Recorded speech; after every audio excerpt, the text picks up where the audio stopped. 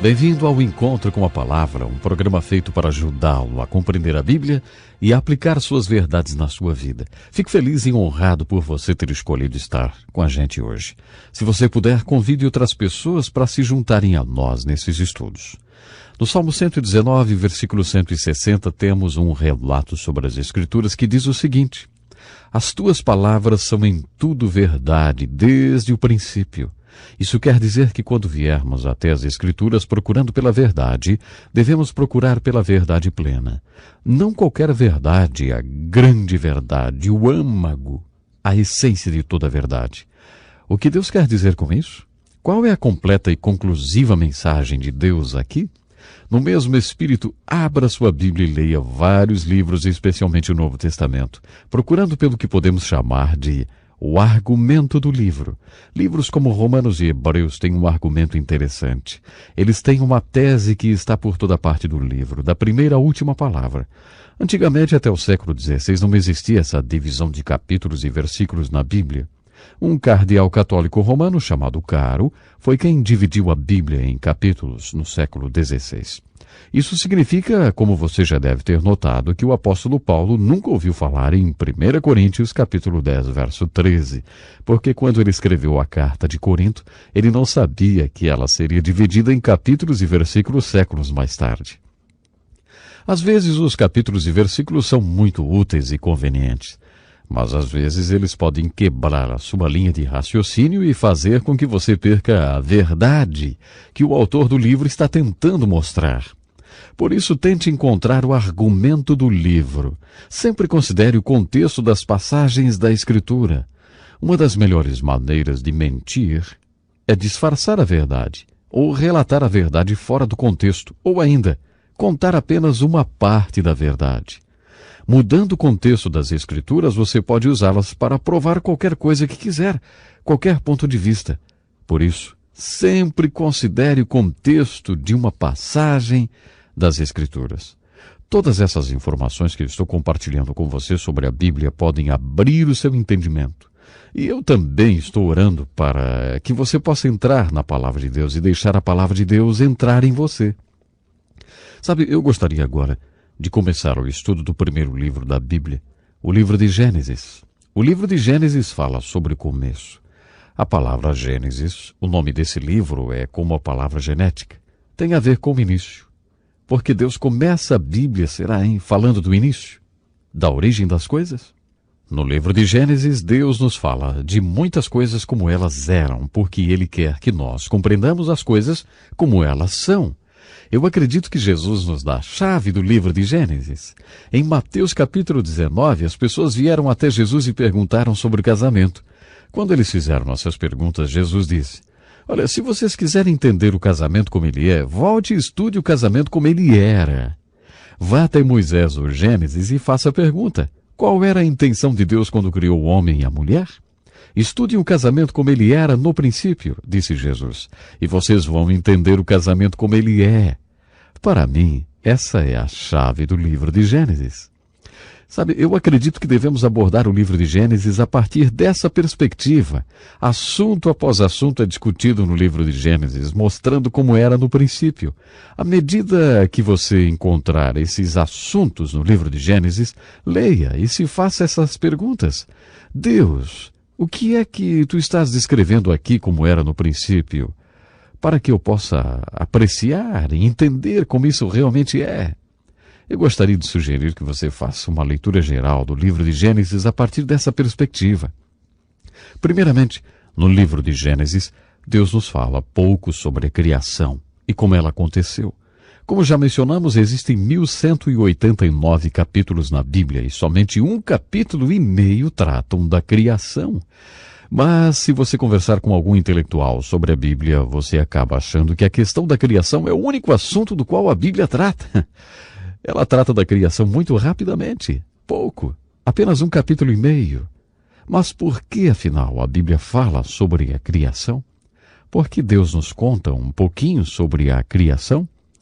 No livro de Gênesis, creio que Deus nos revela um pouco sobre como foi a criação, porque Ele sabe que um dia, assim como Davi, chegaremos a um lugar onde iremos sentir necessidade de um ato de criação bem dentro de nós. Davi falhou miseravelmente e quando ele fez isso, ele orou assim: cria em mim um coração novo, ó Senhor, e renova o meu espírito. O que Davi estava dizendo no Salmo 51:10 era simplesmente isso: Deus, eu preciso de um ato de criação no meu coração. Se o Senhor não criar alguma coisa em mim que não estava em mim quando eu nasci, eu vou falhar de novo e de novo e de novo. Deus, eu preciso de um ato de criação. Quando Jesus falou sobre o nascer de novo, ele disse: você precisa nascer novamente, porque o que nascer da carne é apenas carne. Quando os apóstolos comentaram sobre o ensinamento de Jesus sobre nascer de novo, eles chamaram essa essência de criação. Quem estiver em Jesus Cristo, nova criatura é, as coisas velhas já passaram. Eis que tudo se fez novo. Deus fez um ato de criação no coração do homem que nasceu de novo. Essa é a criação como ela é. Quando finalmente percebemos que precisamos desse ato de criação, eu acredito que Deus quer que saibamos que somente Ele pode fazer isso e que devemos nos voltar para Ele em busca desse ato de criação. Deus quer que nós entendamos o conflito das relações entre as nações, por exemplo. Ele quer que entendamos o conflito como ele é de fato. Por isso o capítulo 4 do livro de Gênesis fala sobre o conflito como ele era no princípio. Do capítulo 6 ao 9 de Gênesis, Deus fala sobre a catástrofe como ela era no princípio. Então entenderemos a catástrofe como ela é hoje. Deus destruiu o mundo inteiro. Isso foi chamado de dilúvio. Nos capítulos 6 a 9 encontramos a história de Noé e o dilúvio. Esse é um bom ponto para descobrir que o melhor comentário sobre a Bíblia é a própria Bíblia. O Novo Testamento nos fornece um comentário sobre a história de Noé e o dilúvio. Jesus toca nesse assunto 2 vezes. Ele faz uma comparação com a sua segunda vinda. O apóstolo que escreveu o livro de Hebreus diz que isso é uma figura da fé. O autor de Hebreus se concentra na fé de Noé e diz que essa é a lição que devemos aprender dessa história de catástrofe. O apóstolo Pedro compara o dilúvio com a salvação. Ele diz que Noé abria a arca para as pessoas e dizia: você pode entrar nessa arca e ser salvo. Esse é um grande símbolo daquilo que chamamos hoje de salvação. Quando lemos sobre Noé e o dilúvio, estamos lendo sobre a catástrofe como ela era no princípio. Faça-se essa pergunta: o que é que está sendo descrito aqui? O que é que Deus quer que eu entenda com isso? Eu creio que você verá a aplicação dessa história na sua vida. No livro de Gênesis temos também a aliança entre Deus e o homem. É o fenômeno de Deus vindo até o homem para fazer uma aliança. Isso acontece ao longo de toda a Bíblia. Quando Jesus encontra os apóstolos, ele diz: siga-me, e eu o farei, siga-me. Essa é a sua parte. Eu o farei. Essa é a minha parte. Isso é uma aliança, um acordo. Deus faz alianças assim com a gente. Esse é o significado da expressão Velho Testamento, a antiga aliança, e da expressão Novo Testamento, que significa a nova aliança. A velha aliança é: creia em mim quando eu digo que vou fazer algo a respeito da separação entre o homem e Deus, porque Jesus está vindo. A nova aliança é: creia em mim quando eu digo que fiz algo a respeito da separação entre o homem e Deus, porque Jesus veio. Deus quer que entremos em uma aliança de fé com Ele. Uma aliança como ela era no princípio, pois assim poderemos entender a aliança como ela é. Isso aparece no livro de Gênesis capítulo 9, no fim da história do dilúvio.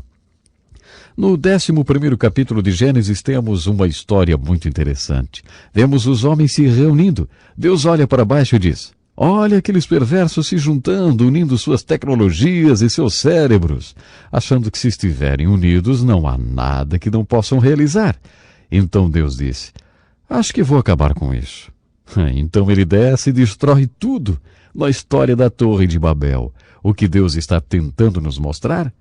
Acho que ele está nos mostrando algo muito significativo.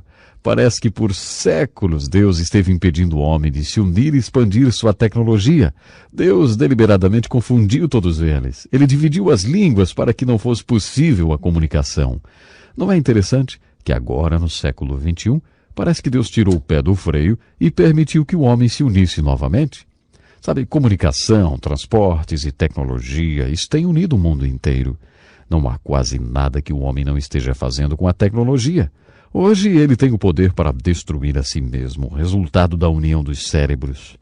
Na Universidade de Princeton, durante a Segunda Guerra Mundial, um grupo de pessoas das mais inteligentes do mundo se juntou para fabricar a bomba atômica. Agora, a tecnologia humana realmente resultou em algumas coisas fenomenais. É interessante quando voltamos ao livro de Gênesis. Quando o homem começou a se unir, Deus disse, espere aí, tem algumas coisas que eu quero fazer primeiro. Ele então enviou Abraão, e daí temos aquele período de 2000 anos da história. Então, mais tarde, Deus parece estar tirando o pé do freio e dizendo, tudo bem, vá em frente, juntem-se, façam o que quiserem. Será possível que o mundo gire para cima ou para baixo, dependendo da nossa filosofia, porque Deus permitiu que o homem se juntasse? O que Deus nos diz no 11º capítulo de Gênesis? Quando lemos Gênesis capítulo 12, encontramos 3 personagens, Abraão, Jacó e José. Deus nos diz muita coisa através do estudo dos personagens. Deus quer que entendamos a fé. A fé é muito, muito importante. Por isso Deus nos conta a história de um homem chamado Abraão. Deus queria que entendêssemos o que chamamos hoje de crise de identidade. Por isso ele nos contou a história de Jacó. Deus queria que soubéssemos que Ele está no comando e que Ele é soberano nas circunstâncias de nossa vida. Por isso Ele nos contou a história de José. Bem, essa é uma visão geral do livro de Gênesis. Quando você estiver lendo o livro de Gênesis, procure observar as coisas como elas eram no princípio. Toda vez que você encontrar o livro de Gênesis descrevendo alguma coisa como ela era no princípio, pergunte-se, o que Deus está me dizendo agora? O que é que Deus quer que eu saiba? Por que ele me falou sobre isso no livro de Gênesis? Agora estamos realmente começando o nosso estudo da Bíblia. Eu gostaria de desafiá-lo a fazer 3 coisas. Primeiro, tenha certeza de não perder nossas aulas e peça sua cópia da apostila de estudos. A segunda coisa é convidar seus amigos e sua família para participar desse importante estudo. Finalmente, comece agora, se você ainda não começou, a ler o livro de Gênesis. E lembre-se de fazer as seguintes perguntas. O que isso quer dizer? E o que isso significa para mim? Ou o que Deus quer que eu faça com o que eu estou aprendendo? Pense nisso e até o nosso próximo programa.